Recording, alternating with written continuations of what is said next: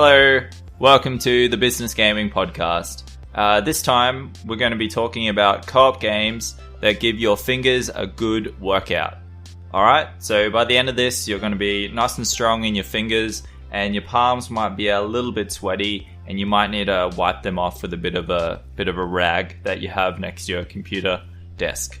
Okay, so the title's got nothing to do with mutual masturbation. Okay, I'll just say that up front, nothing to do with mutual masturbation. Okay, so I will not be talking about the act of taking your hand and touching someone else's genitals, or them touching themselves while you're also touching yourself. I will not be talking about that, okay? Just to make that very clear. I don't want this podcast to be all about wanking yourself or someone else off. Thank you.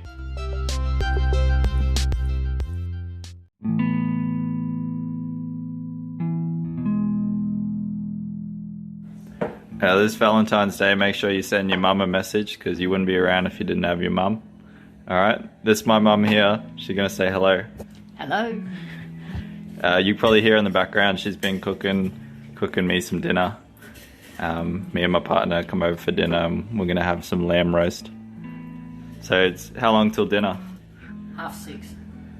6:30, so that's in about 1 hour 15 minutes. So dinner will be ready at 7. Can't wait. Thanks, Mum.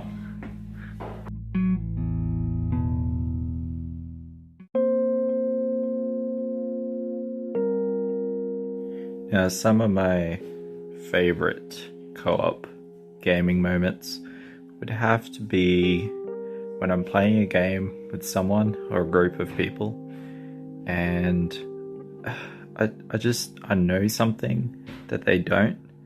I know there's a button to sprint, or a certain way the game works or something, or I've played it for a bit longer than them, and I know the secrets, and just fucking with them, it's so good. Like, I don't know if Overcooked is a good example of this, but I've played that with my partner, and I think you can sprint in that game, and maybe she didn't know, and so I was just sprinting around making burgers. I was probably making twice the burgers she was, and she was only making half the burgers I was. So at the end, when it tallies up your score, it shows you how many burgers each people got. I probably got the most burgers. Or playing Helldivers, when you you throw like a turret thing. So you throw like a beacon to show where the turret will get dropped off, and you throw that like near her, and like doesn't notice that it's there, and then it like either falls on her, or the turret starts like smashing bullets through, and maybe you put it on like between her and a bunch of enemies. Just seeing her getting ripped up. Oh, it's good times. Good times. Let me know if you've got any great co-op gaming moments. Love to hear them.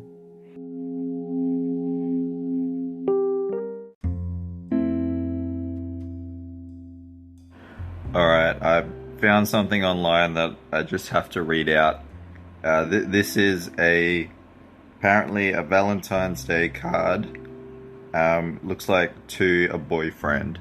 Alright, I'll just read it out like I'm a little fangirl. Dear my wonderful, handsome Bubba Christian, Happy Valentine's Day. I know sometimes I might be bad company and may push you to the borderlands of rage by acting like I'm possessed by a demon's soul.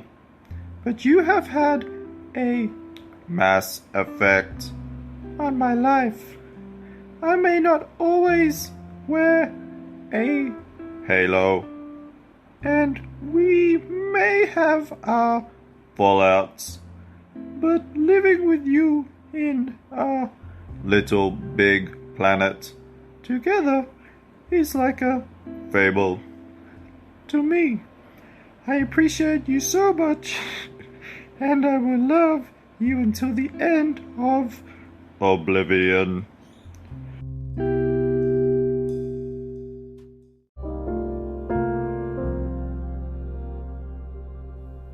Yeah, so just a tip for you lovebirds out there. I reckon you should play a co-op game with someone you're crushing on. You know, I've got a whole heap of co-op games listed in a spreadsheet, very businesslike, and I'm going to read a few out and let me know what you reckon. So, Deep Rock Galactic, that's really good co-op. Yeah, you can have up to 3 people, but it's still pretty fun to play 2 people. But I'll admit it is better with 4 people. You've got Helldivers. That's really fun to play with 2 people. I think you can get up to 4 as well, but it works really well with just 2 people. You gotta revive each other, you accidentally kill each other, you shoot each other. It's a really intense game. How about the... what is it? Borderlands, yeah, it's pretty fun. Here we go. Resident Evil 5 and 6. Probably more Resident Evil 5. That's really fun in co-op. It's just 2 people. Just go through, have a great time.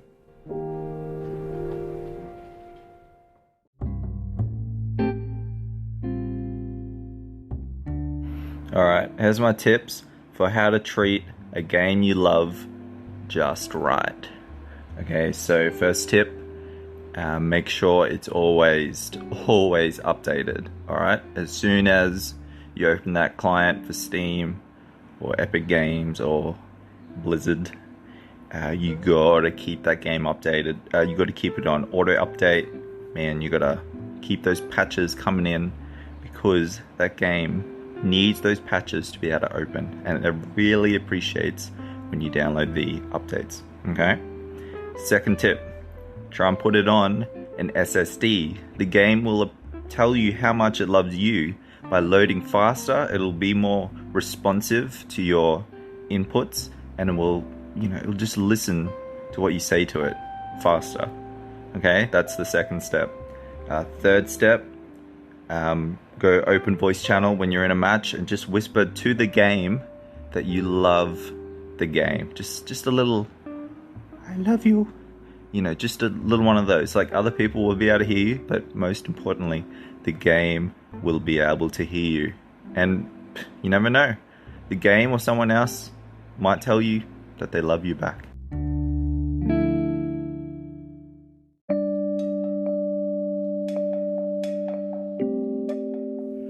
So I get asked a lot of the time, what is the perfect gaming gift? It doesn't matter who your partner is, who your boyfriend, girlfriend is.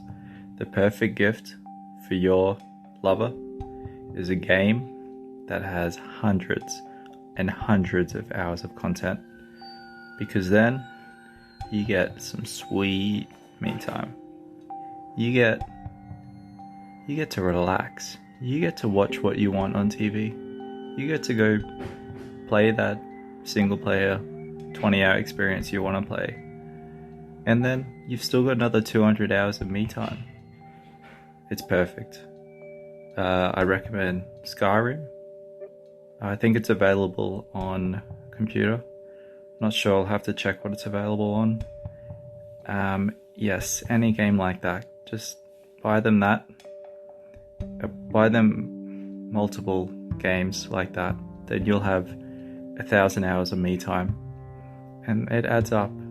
Alright? You learn a lot about yourself when you're not weighed down by your partner. Beep boop beep, loading up, processing, boop. This was a triumph. I'm making a dot here, huge success. It's hard to overstate my satisfaction. Aperture science. We do what we must because we can. For the good of all of us. So one, two, we're dead. But there's no sense crying over every mistake. You just keep on trying till you run out of cake and the science gets done and you make it neat gun for the people who are still alive. Binary star law 0001100110011001100 angry. I'm being so sincere right now. Even though you broke my heart and killed me and torn me to pieces and threw every piece into a fire as they burned it hurt because I was so happy for you. Now these points of data make a beautiful line and we're out of beta. We're releasing on time, so I'm glad I got burned. Think about the things we learned for the people who are still alive. 0011100110011000000000111 go. Leave me. I think I prefer to stay inside. Maybe you find someone else to help you. Maybe black myself. That was a joke. Anyway, this cake is great. It's so delicious and moist. Look at me still talking when the science do. When I look at it, makes me glad I'm not you. Have experiments to run. There is research to be done on the people who are still alive. People, I am still alive. People, I'm doing science and I'm still alive. People, I feel fantastic and I'm still alive. People, while dying, I'll still be alive. People, you're dead, I will still be alive. People, still alive. People, shutting down, processes terminating. People. Love overload.